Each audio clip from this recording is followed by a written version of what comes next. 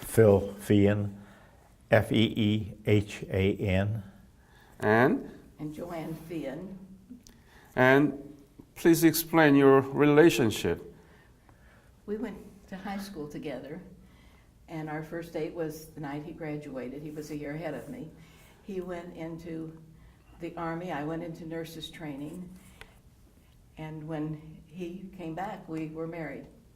Ah, so you are married for how long? 61 years. 61 years. Mhm. You are endangered species here. I think so. So Phil, what is your birthday? November 23rd, 32. 32. And August 9th, 1934. you are the generation, the last leg of the Great Generation, at the same time, the generation of Great Depression. How was it growing up when you were a child? We were poor, but didn't know it because everybody we knew were poor. Everybody was poor. That's right. You didn't feel like you were being picked on. That was just, nobody had Cokes. You had water. So Joanne, where were you born? I was born in Kansas City, Kansas. As I say, I have lived here all my life. I was born here, bred here, married here, and I'll die here. How about you? I was born in Oklahoma, and we came to Kansas City when I was probably 8 years old. Where, Oklahoma? Tulsa. Tulsa, Tulsa. So did you meet in the school together? Yes. I probably knew her when she was still in grade school, but we went to high school together, but never paid any attention to each other other than to say hello to each other until the night of my graduation. You were not courting her? No. No? Are you sure? We were both shy. Ah. So, Phil, could you tell me your high school, the schools that you went through here? It's no longer in existence. It was a very small school in a church basement, St. Agnes School. It was the closest Catholic school within walking distance. St. Agnes? Yes. And when did you graduate? 51, May 28th, 51. And what about Joanne? When did you graduate? What high school? Same high school, St. Agnes, 1 year later, 1952. So let's talk about your military background. By the way, did you learn anything about Korea when you were in high school? No, I never heard of it. You never heard of? No. No? You didn't know anything about that great country of mine? I suspect I was just like everybody else in my class. I never heard of it. And you didn't know where it was? No. How about We Joanne? heard about China, but, Japan? you know, yeah, Japan, but no. That's the story that I want you to tell me. The country you never knew before, but now, to my knowledge, you adopted Korean children, right? That's right. And you were in Korean War. Yes.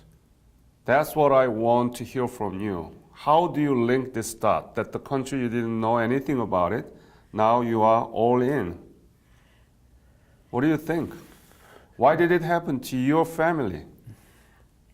He was in 3 years in the Army. I went in September of 52.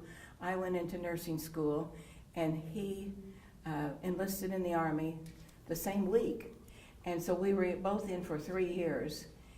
And he wrote to me from Korea and said, everywhere we go, there are children begging for food. Someday I hope we can do something for these children. So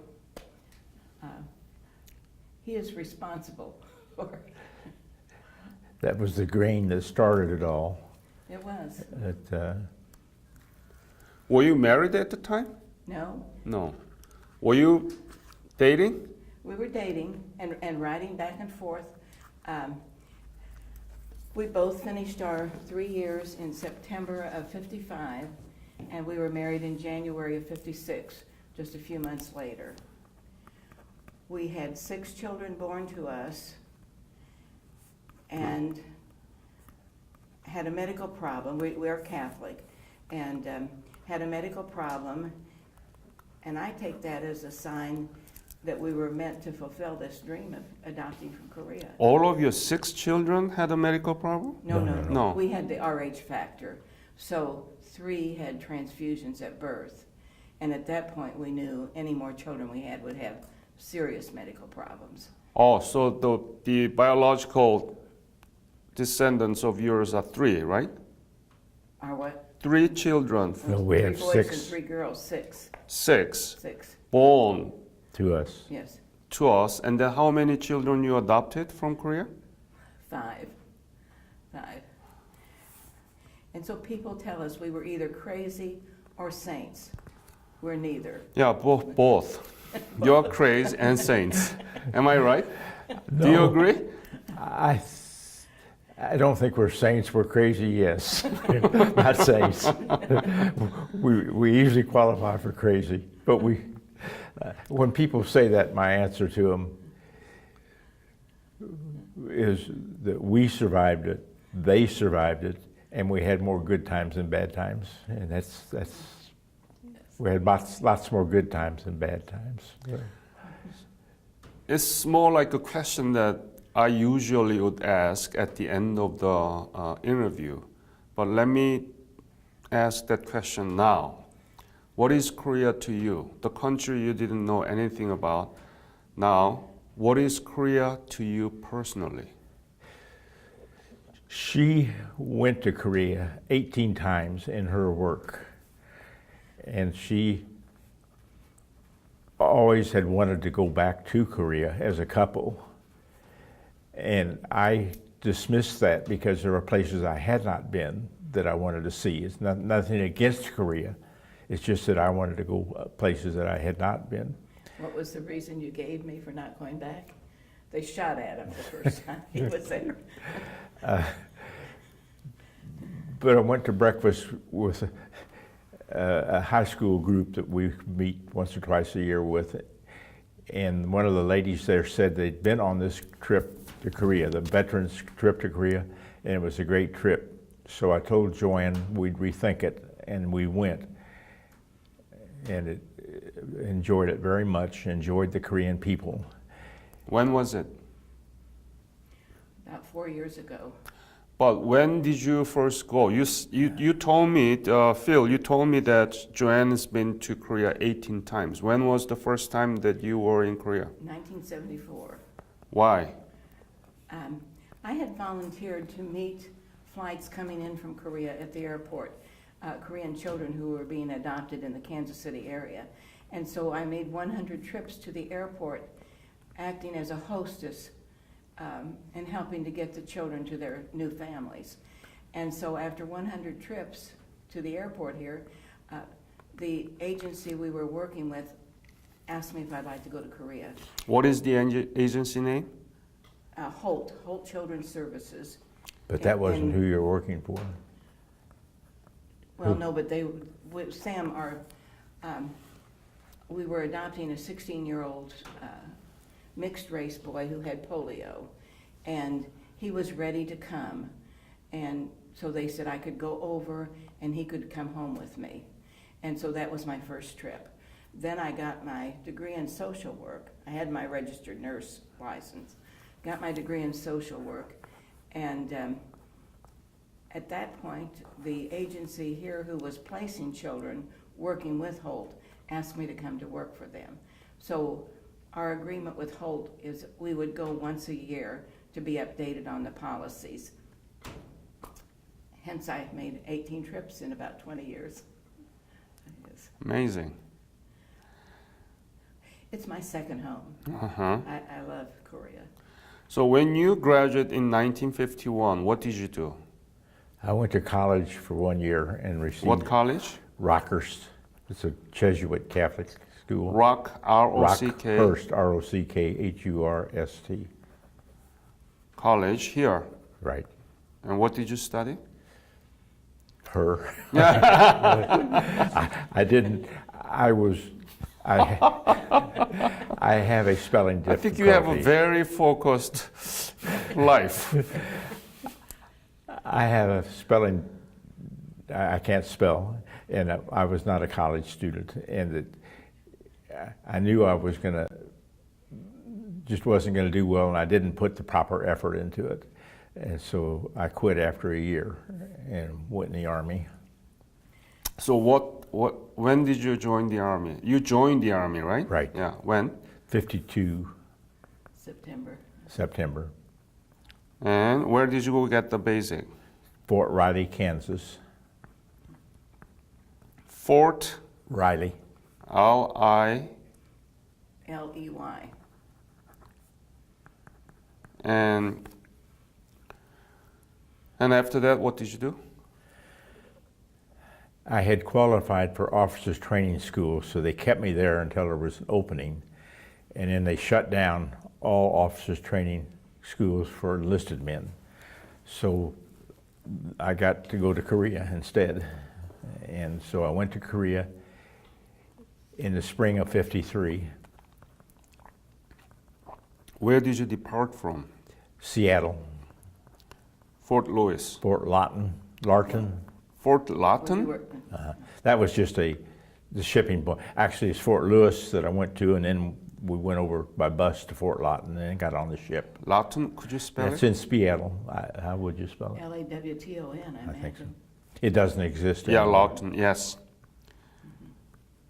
And where did you arrive in Korea? Incheon? Incheon, yes. And that is almost near to the end of the Korean War. Yes. But tell me about the Incheon that you saw. Was it night? No, it was. Tell it me was- about the whole scene, the city, landscape, picture, I mean the people and the housing, all the things. It was much rubble.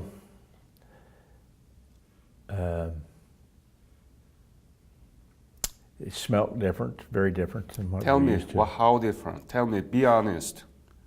Because that's where we will see metamorphosis of the Korean War. There's so much transformation. Now Incheon is the #1 international airport in the world. In the world. But the Incheon that you saw in 1953, you have to tell students. First place, if you're in the Army, you get off the ship and you get on trucks. You don't get a chance to see much. So I can remember the area we were in before we got on trucks being more rubble than standing. And then we were on trucks and we went over to Chincheon, where we were in a replacement depot in the 45th Division. And what was unit? 45th? 180th Regiment. Mm-hmm. And then? Then I went No, on 108th Regiment. 180th Regiment. And what about battalion? I think it was 2nd Battalion. Okay. What was your MOS? Rifleman. So from there, where did you go? To Sandbag Castle. Sandbag Castle. And we were opposite a North Korean division. I think it was the 10th North Korean Division, but I'm not sure. And because that area could get more artillery, supportive artillery fire than any other place, we could get coastal fire from the ships, and it was a very quiet area. Mm-hmm.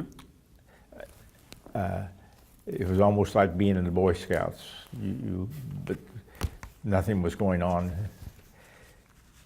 And they pulled us out of Sandbag Castle and sent us back for retraining because we'd been online, I think, for 8 months. The unit had, I hadn't been. And as soon as we got back to our training area, there had been a major breakthrough at Christmas Hill, and we were sent up there to a outpost 2,000 yards in front of the front line. It was a battalion outpost, and we were overran 4 nights in a row. It was a very, very very active time, and I didn't know until many years later that the reason it was so active is the area we were occupying was the breadbasket of North Korea, and they needed that area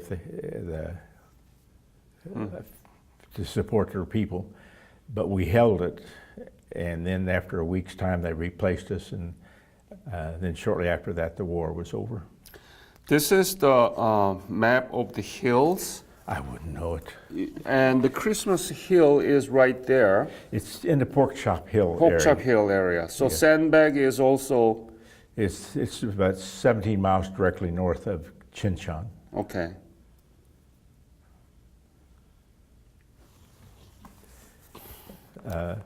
And I was wounded during that period of time, but it was not enough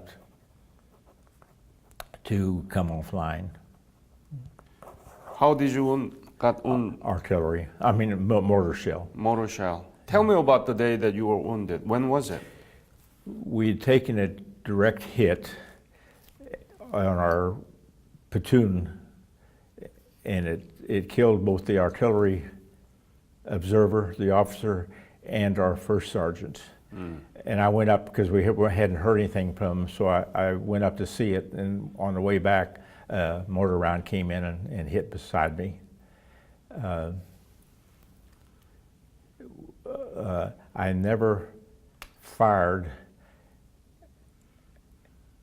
at a target other than just rifle flashes. I fired at rifle shot, but never at a target that I saw.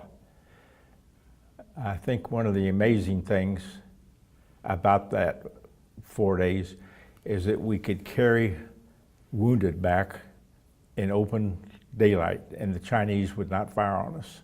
As long as we were carrying wounded, they would not fire on us. But then when we came back, they would load us down with ammunition and food. We had to crawl through those same areas we'd walked through because they would fire on you.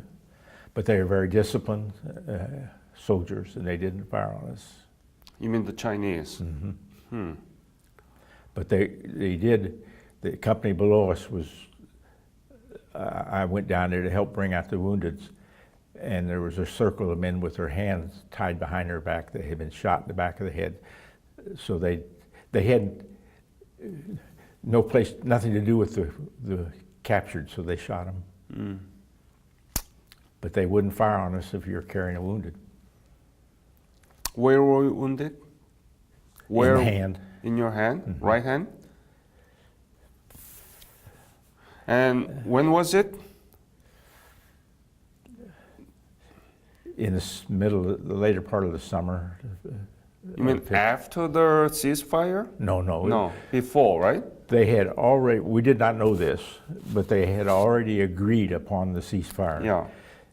And the paperwork was sent back to be okayed by our government, by the English government and the Chinese government, and they were to meet and sign the papers at a later date.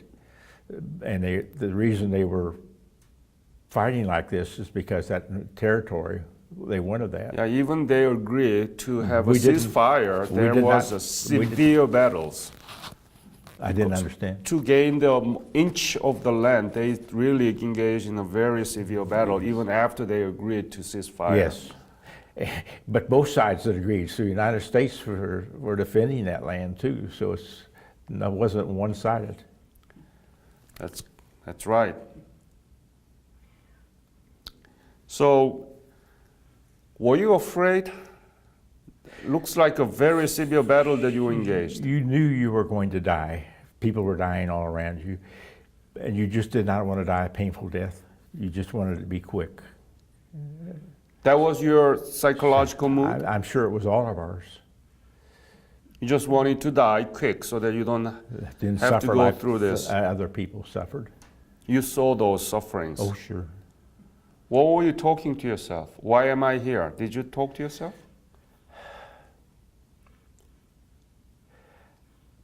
Winston Churchill said there's nothing as exhilarating as to be shot at and missed. And that there was a... He's a crazy man. But there's a lot. I was young enough, the excitement was, there was something there that I wanted to be there. Why? What was it? What was that something? Maybe it was to prove to myself that I could do it. Really? I don't know any other reason. I wasn't there. You don't have to prove yourself in the war. That's a good way to do it. There, you were not there. People say they were fighting because of the cause. I believed in the cause, but you were fighting to stay alive. That's why you were fighting. You weren't fighting because the United States wanted you to fight. You have no choice, but you have to survive right now at that reality, right? Yeah. Right. Do you believe in God?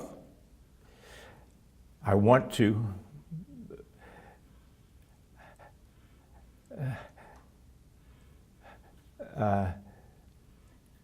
I'm Catholic, but I don't know for sure there is a God. I just want there to be a God. I think the only religion you need is to do the right thing, but we all need help. So whether it's Catholic or Baptist or whatever, you can get some help. Does that your skepticism about the existence of God originated from your experience in the war? No. It was because I was born into a Catholic family. That's all. No, I'm talking about the reason why you are skeptical about the existence of God. Does that have anything to do with your sufferings in the war? No, absolutely nothing. That came later in life, much later. Were there any other dangerous moments other than the day that you got wounded during your service? I don't think so. There are 4 days when we were either being shelled or fighting. The fighting went on at night. It didn't go on day, but you were being shelled in days and night. So. Mm-hmm. At the time, you were writing letter to Joanne. Joanne, when did you receive? Do you remember when did you receive the first time the letter from him? Well, from Fort Riley, but from Korea? Yeah, from Korea. Oh, he probably had been there less than a month when I got it. And he was very matter of fact in anything he told me, except how he felt about me. But he would tell me where he was going. Is it rated? Rated R? No, I was in the Catholic School of Nursing. No, I'm So- talking about the contents of his letter to you. The nuns would read the letters before they came Oh. to us. So, no, you have to be pretty So careful. you knew that the nuns will screen the letter. Not that time, no. Okay. I don't think, even today, I wouldn't write anything erotic in a letter. And I didn't then. I would say I loved her, but I would missed her. say, I would say really strong. We've always had great respect for each other, and I think that came through in his letters. most of the time. Okay. How did you feel when you knew that he was in the severe battle zone in Korea? I don't think he told me a lot until afterwards. I didn't know he had the Purple Heart for his hand injury until much later. He excelled in the award for marksmanship, Oh, rifle. and he wrote me about that. And about the children when he got back to Seoul and would see the children there. But pretty matter of fact, he didn't write much when he was in the real combat. I suspect there was a period of 32 days where we neither got mail or had a chance to write. And I don't know, my wound was not so severe it was the infection that set in that got me the Purple Heart. I would not have gone to the medics. Almost all our medics had been killed. There was only one left for the whole battalion. And if it wasn't for the infection, I wouldn't have got the Purple Heart because it wasn't that serious.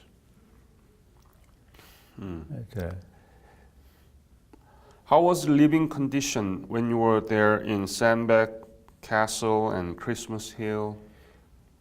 Where did you sleep? What did you eat? At Sandbag Castle, we were in bunkers. And Christmas Hill, we slept in the bottom of the trench. We didn't have bunkers. There were bunkers there, but I wasn't in one of the bunkers. How was sleeping in the trench during the summer in Korea?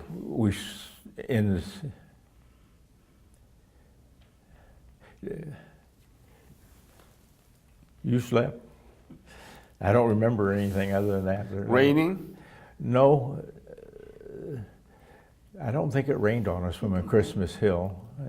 You complain more about the cold. Yeah, tell me Like about tell me about the cold. Well, the cold came, of course, after the war, but it was bitter cold.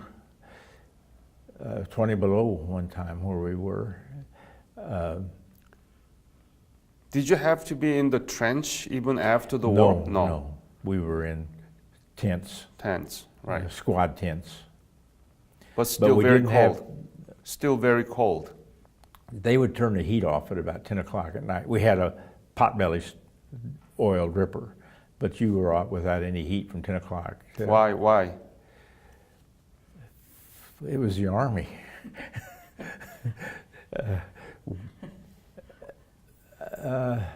That doesn't answer my I question.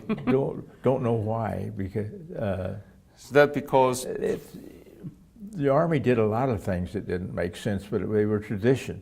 They turned the heat off at the barracks when I was at Fort Riley at 10 o'clock, and you open the windows, and they turned the heat off in Kansas, and that's the Army. that's cruel? We survived it. It toughens you up. What was your rank? I became a sergeant. And let me ask this question. How much were you paid for that?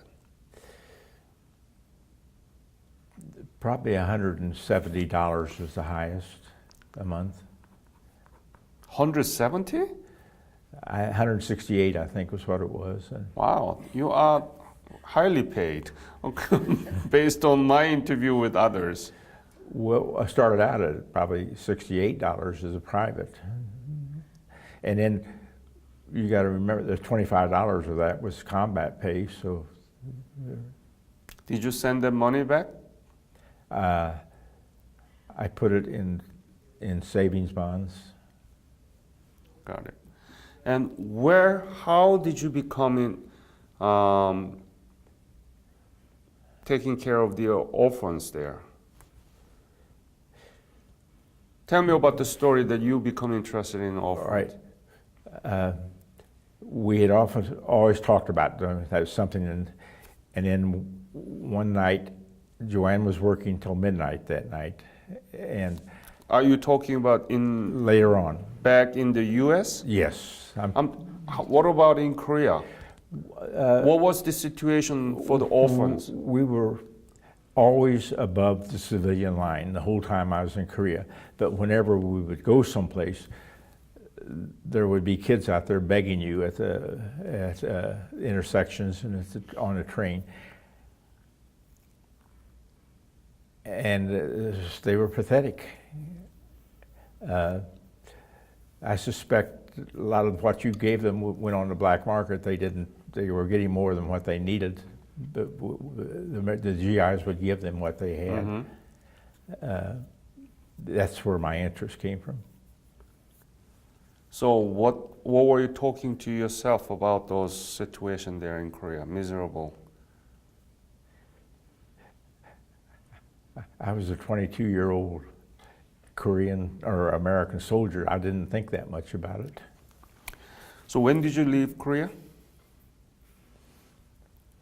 52. I know, maybe 53. No. You get there There's a ceasefire. 53, so you went 54. 54, right. 54, September 54. When you left, did you think that Korea would become like this today? Oh, no.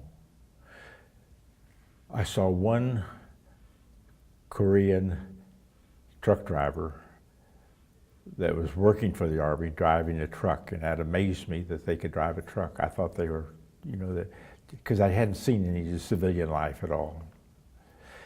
When we had Korean soldiers embedded within us, and I liked them, they were good people, but they would put ketchup on mashed potatoes. I mean, they just put everything. They didn't eat like you'd expect anybody to eat. They were good people. I liked them, but I didn't see that side of the civilian life at all. And when did you go back to Korea? About 4 years ago. So 2013? Approximately, That was your first revisit, right. 2013. And when you see the Korea, what did you feel? Where did all these high-rise apartments come from? They were everywhere. It's clean. I was amazed how grateful, sincerely grateful the Korean people were. They treated us with much thankfulness, and it was universal. It wasn't put on. It was, everybody was very, very appreciative. Like this is the first American they've seen since the war. But they were industrious, happy, clean. So that's what I'm trying to focus. Country you never knew, country you saw completely devastated, the country you saw in 2013. How do you link that dot? What do you think happened? Why did it happen to your life? I've got no idea. That's something you couldn't know. It just happened. Are you proud that you sure. fought? I think the United States was there because of what happened to Czechoslovakia and every place that the United States did not go to war for early enough in the Second World War.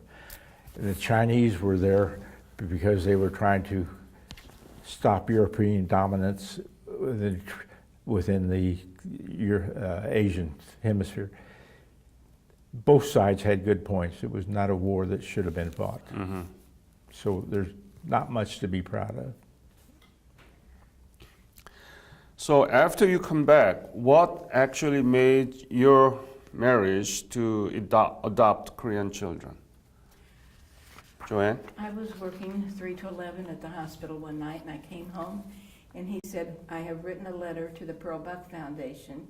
Will you read it? And if you agree with it, will you mail it? And it was inquiring about whether we could adopt. And he had written to me and said, someday I hope we can do something for the children here. So From Korea, he wrote? From Korea, he wrote that. Do you still have that letter? No, I don't. Ah. I We should had have a- kept it, but I didn't. We had a flood in the basement of the third house we lived in, and all those things went underwater. They were flooded out. But anyway, I read the letter, and he gave all the reasons why they might refuse us, that we had 6 children. At the time, he was working as a mechanic at Procter & Gamble, and he said he was a blue-collar worker. I don't remember other reasons, and the letter came back from the Pearl Buck Foundation saying, fill in your application. They still needed families. They had more children in orphanages than they had families. What do you mean Provac Foundation? Could you spell it? Yes, P-E-A-R-L, Pearl Pearl Buck. Oh, the You writer. You know, yes, B-U-C-K. right. Foundation in Pennsylvania. And why did you want to adopt children? You have 6 children. We had we enjoyed the children, and we periodically talked about it. It just seemed like this was the time to do it. I think my feeling is that we felt like human life, if you help one human being, you're doing more than if you owned a mansion and Mercedes. Human life is so important. And these children needed help.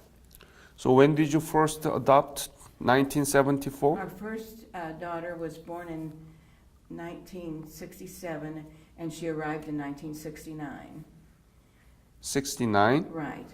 At that time, we felt like it was unfair to have one child from Korea with 6 children by birth.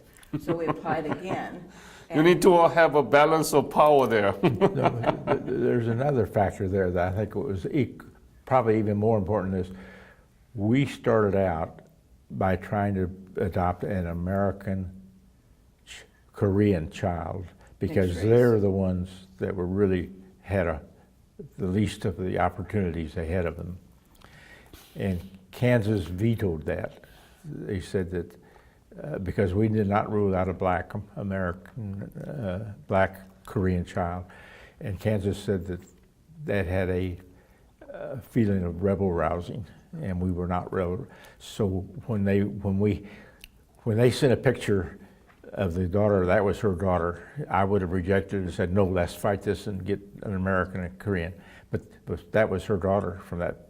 So we wanted to go ahead and do it again, and this time we were going to get a mixed race child. What's her name, the first daughter you adopted? The first daughter, her Korean name Yeah. was S-U-K, was the surname. Soo, S-O-O-T-A-E, Sute.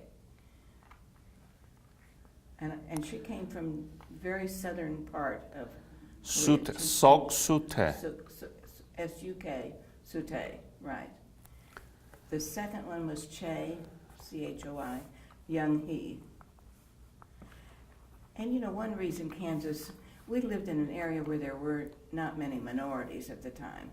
So a Korean black child, the state of Kansas felt like it was unfair to them.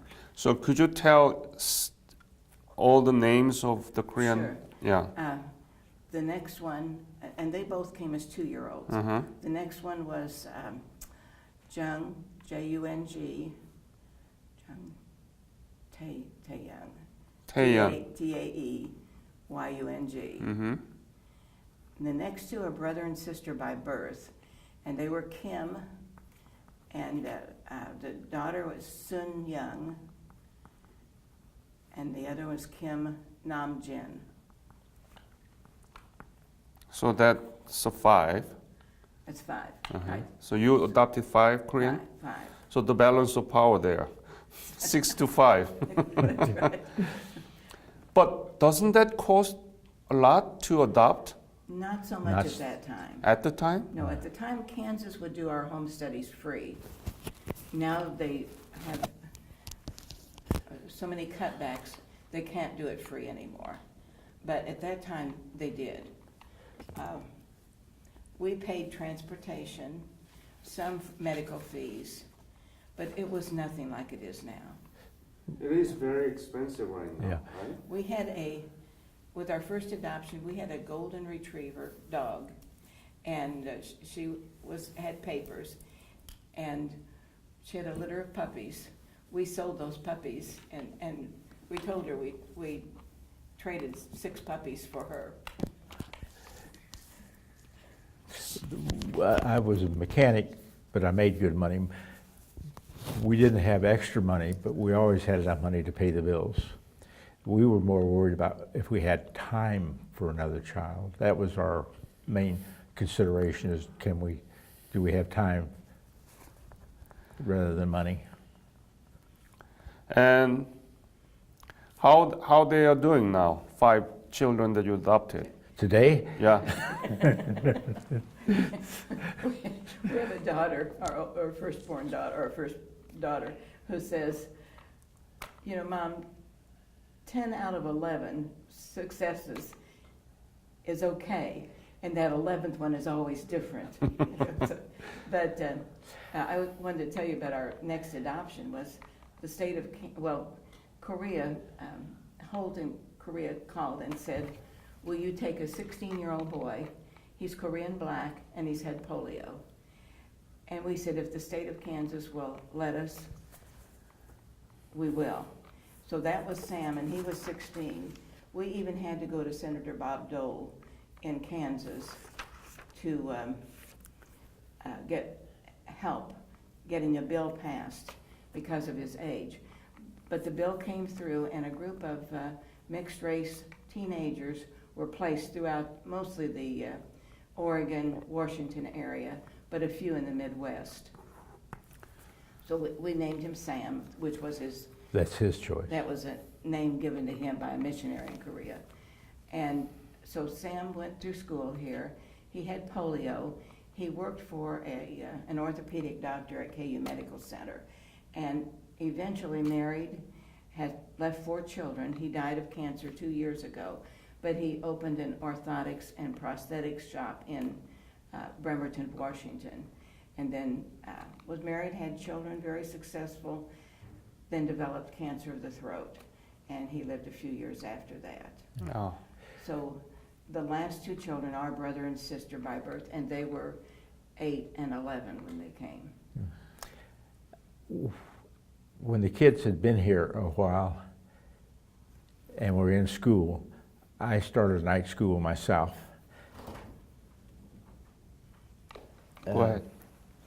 Eventually, I got my master's degree, but I would sit at the big kitchen table with the kids at night and do my work and help them with theirs. And all of them were expected to be there. They had to be at that table getting their homework at night. But it was never a abusive situation. It was always a pleasant situation. Even if they'd asked me the same question last night, I'd explain it. And I think sitting there and working with it and being a good time inspired them to go on. 9 out of our 11 kids have college degrees, which most of them were scholarship. They were not, there was enough money to drop them, but I couldn't afford to send them to college. They went on their own with scholarships. So, and I think that's because Joanne was studying also. She got her degree, her social work degree. But in conclusion, I'd like to say that he went back to school, and it took him several years part-time, but he graduated at age 40 with his bachelor's degree and continued to his master's. But when he graduated, his both parents, 9 children, and his wife were there for his graduation. So he really was a mentor to the children with the value of education. I think we just had a good time at it, or at least it wasn't a bad situation. So. What a story. Oh. After I got my master's degree, I still had the same job when I retired 20 years later as I had before it, because nobody would offer me enough money to leave the job I was with and take on the responsibilities that went with it. And I had enough sense to say, no, I'll stay here. And it was a great decision because I liked what I was doing, and I made good money. And I will add that the worst part of parenting was having 4 teenage daughters at the same time. I have 2 teenagers now. They are in the college. So I think I understand, but you know, my kids were really nice. And Boys or girls? 2 girls. 2 girls. Yeah. I never sat down without one of the kids in my lap. It was just, we enjoyed parenting. Not every day, but most of the time. You know, we have a Korean American Society here, and there was a professor at University of Missouri in Kansas City. He was head of the philosophy department. Dr. Young Pai was his name. And he would come to our schools and explain to our teachers the difference between education in Korea and here. the rote memorization, how the young Korean children looked down, they didn't look at their teacher in the eye. He was a great help to all the families who had Korean children. He has since died, but he was a great blessing to us.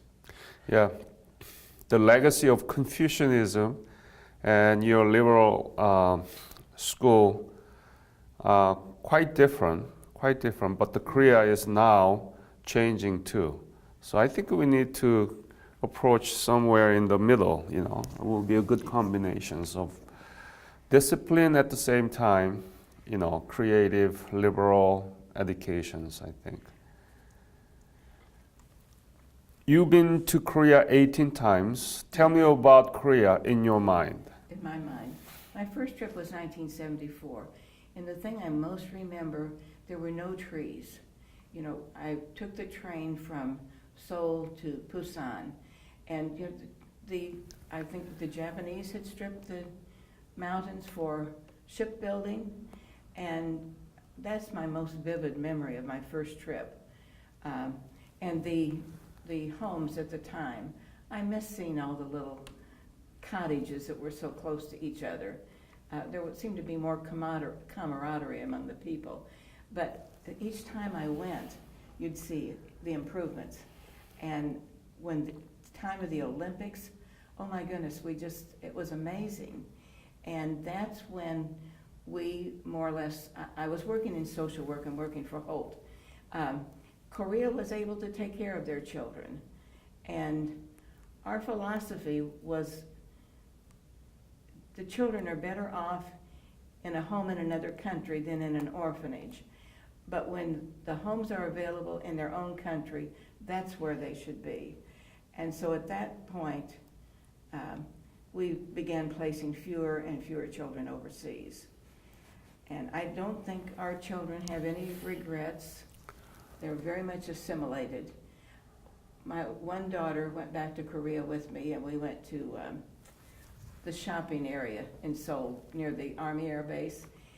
And Yongsan, yes, Itaewon. Itaewon. Yeah. And there was a young Korean boy standing in the doorway, and we walked by, and he whistled at my daughter and said, "Hey, Miss California," and she said, "How does he know that that I'm now American?"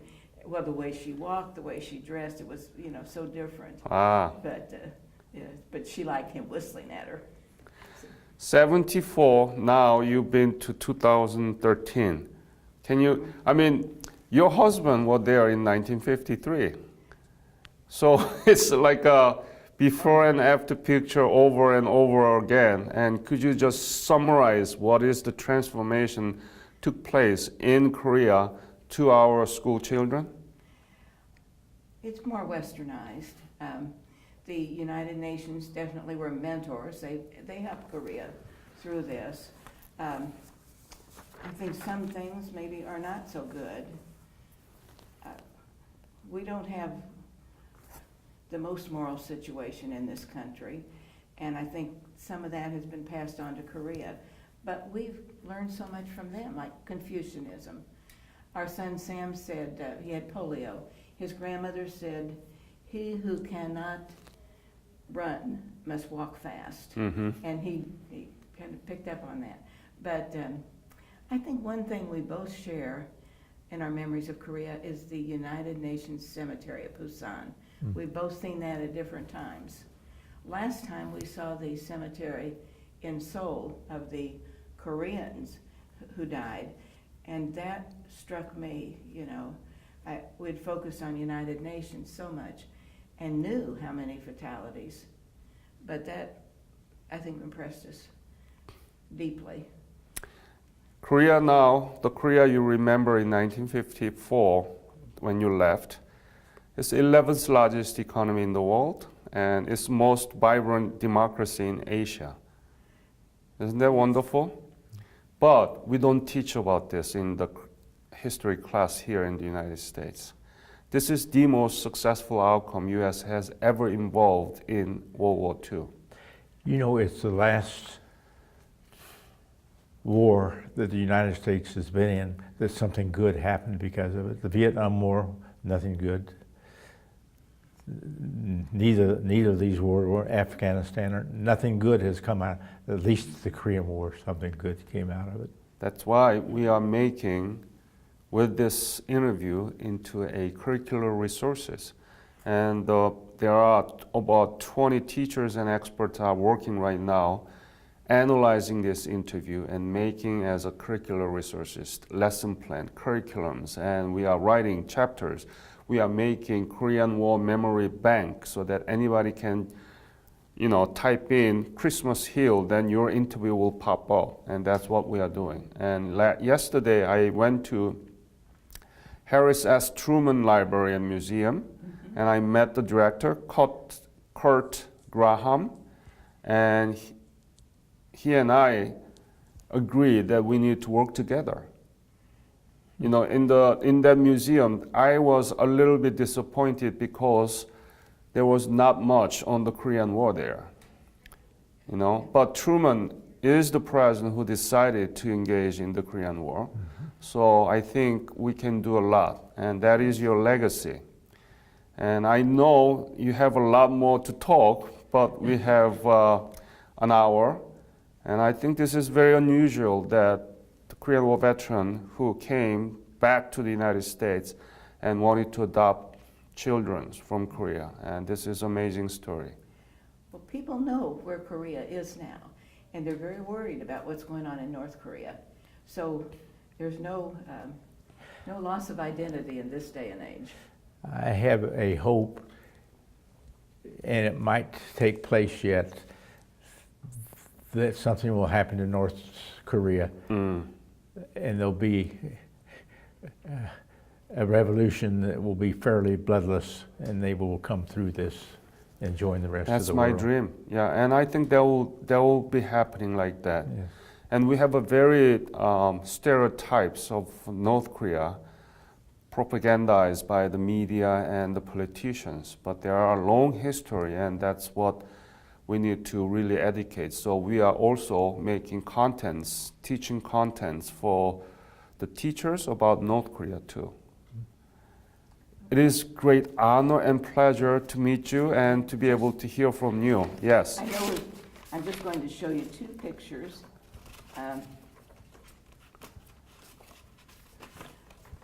These are our Could you just show it to the camera? Oh, all right. This is, all of our children are there, 10. Sam was not in this picture, but the other 10 are. What a beautiful family. This was at a wedding. They don't always look this dressed up. Is it 10? 10? Should be. 1, 2, 3, 4, 5, 6, 10. 10. 10 children? In the Yes. picture. And, In the and picture. Sam is the one who died. Hold on, let me close up. Okay, thank you. And Okay. And just this one was our second adopted child, the day that she became an American citizen, and she was walking away from the courthouse with her dad. oh, my goodness. What's her name? It's Kimi, K-I-M-I. Kimi. Uh-huh.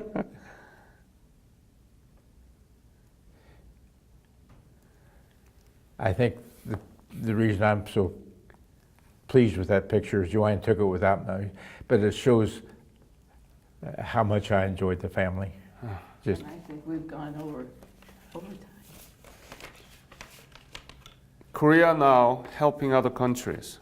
That is the transformation. We are the member of OECD, Organizations for Economic Cooperation and Development, and we are giving aids to the country and the people who are in need of those, as we received aids from the United States and other countries right after the war.